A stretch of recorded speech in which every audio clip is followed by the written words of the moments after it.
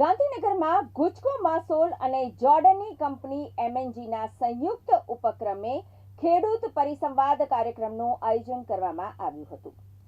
મિત્રો, માનનીય પ્રધાનમંત્રીએ બે વાતો કરી. એમાં એક તો ખેડૂતોની આવક ડબલ કરવાની અને બીજી વાત મહત્વ દઈ રહ્યા છે હેલ્થ કોન્શિયસ. તબિયતમાં આપણા ફૂડના કારણે વિપરીત અસર ના આવે. ઇફકોએ એના આ સૂચનથી નેનો યુરિયા શોધ્યું. અમારી ઇફકોની એક ઓફિસ દુબઈમાં છે અને ચેરમેન તરીકે અવારનવાર જવાનું થાય. જોર્ડનમાં મિસ્ટર વિક્ટરના માર્ગદર્શનમાં એની માલિકીમાં એક નવી એમએનજી કંપનીએ નેચરલ ફર્ટિલાઇઝર્સ, જે ત્યાંના પહાડો છે, અલગ અલગ પહાડોમાં અલગ અલગ જે ન્યુટ્રિશન છે, આ બધાને ધ્યાનમાં લઈને એક ફ્રી કેમિકલ વિના એક ફર્ટિલાઇઝર બનાવ્યું કે તમામ ક્ષેત્રમાં ખૂબ ઉપયોગી છે.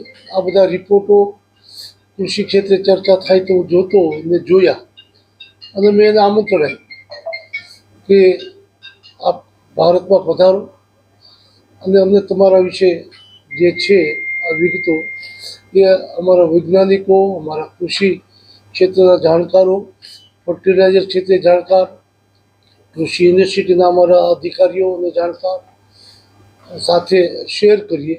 અને અમને જો અમારી ધરતી ઉપર આ વાત સફળતાપૂર્વક આગળ વધે એવી લાગશે તો અમે તમારી સાથે આગળ કામ કરવા માગીએ છીએ. એમણે એ વાત અમારી સ્વીકારી, એટલે હું આભાર માનું છું કે છેક જોર્ડનથી આ બધી વસ્તુ બનાવીને એના નમૂના સાથે 2 દિવસ પહેલાં એ મોકલીને આપણે વચ્ચે આવ્યા છે. આપણે આપણા કૃષિ યુનિવર્સિટીઓ દ્વારા, આપણા અન્ય લેબોરેટરી દ્વારા આને ચકાસવામાં આવશે કેવી રીતે બનાવે છે. મેં એને ઇમ્પ્રેસ એ રીતે કર્યો, બધા જ રિપોર્ટો પછી એની જે પ્રોડક્ટ હતી એ લઈને પોતે ખાઈ ગયા. જો કેમિકલવાળી વસ્તુ હોય તો સંશોધક તો પોતે ન ખાય અને ખાઈ ગયા કે કોઈ પણ શરીરને કોઈ પણ પ્રકારની હાનિ કરતું નથી એવી આ પ્રોડક્ટ છે. એટલે વધારે પ્રભાવિત થવાનો આગ્રહ કર્યો. એટલે પૂર્ણ રીતે કુદરતી સંપત્તિ પહાડોમાંથી આ કેમિકલ વિના ફર્ટિલાઇઝર કહેવાય, ઓર્ગેનિક ફર્ટિલાઇઝર જે નામ આપીએ, પણ એ બની રહ્યું છે અને એના માટે આમંત્રણ આપ્યું. એટલે ખેડૂતો ગુજરાતના દરેક જિલ્લામાંથી મર્યાદિત પ્રતિનિધિઓ આવે, જેથી કરીને આ વાત ગુજરાતના અલગ અલગ જિલ્લામાં ખેડૂતો જોવે. એ આપણી ગુજરાતી ભાષા કે હિન્દી ભાષા સમજતા નથી, એટલે આપણા ગુજરાતમાંથી એ બોલે એનું ટ્રાન્સલેશન કરી શકે એ રીતે વ્યવસ્થા કરવામાં આવી છે.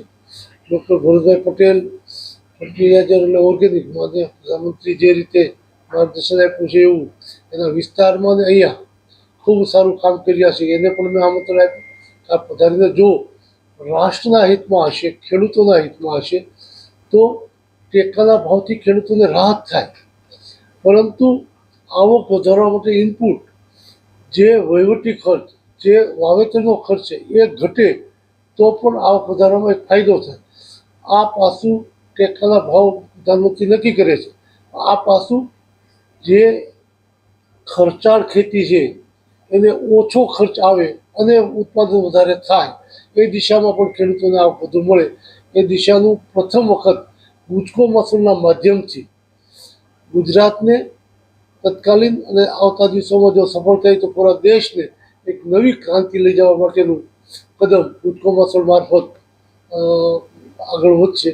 જેમાં આ વર્ષે ગુજકો માસોલે જે રીતે અત્યારનો વિક્રમ સર્જક નફો કરીને ખેડૂતોના હિત માટે અલગ અલગ યોજનાઓ કરીને એને રાહતો આપી છે, એમ આજની આ પ્રોડક્ટ અંગે સાર્વજનિક ચર્ચાઓ કરીને, કોઈ ખાનગી એક રૂમમાં એમઓયુ કરીને નહીં, સાર્વજનિક પ્રેસ મિત્રો, વૈજ્ઞાનિકો, આપણા ગુજરાતી 4 કૃષિ યુનિવર્સિટીના પ્રતિનિધિઓને બધાને જ આમંત્રણ આપ્યું છે, જાણકારોને આમંત્રણ આપ્યું છે અને એની હાજરીમાં આ ચર્ચાઓ કર્યા પછી આ અંગે લેબ અને બધા પ્રયોગો કરવામાં આવશે અને આપણને સફળતા મળશે તો આપણે આ પ્રોડક્ટને ગુજરાત અને દેશમાં દેશના કૃષિ ક્ષેત્રના વિકાસ માટે ઉપયોગ કરીશું અને એના માટે આપના માધ્યમથી દેશ રાજ્ય અને બોર્ડો પ્રચાર થાય એ માટે વિનંતી કરું છું.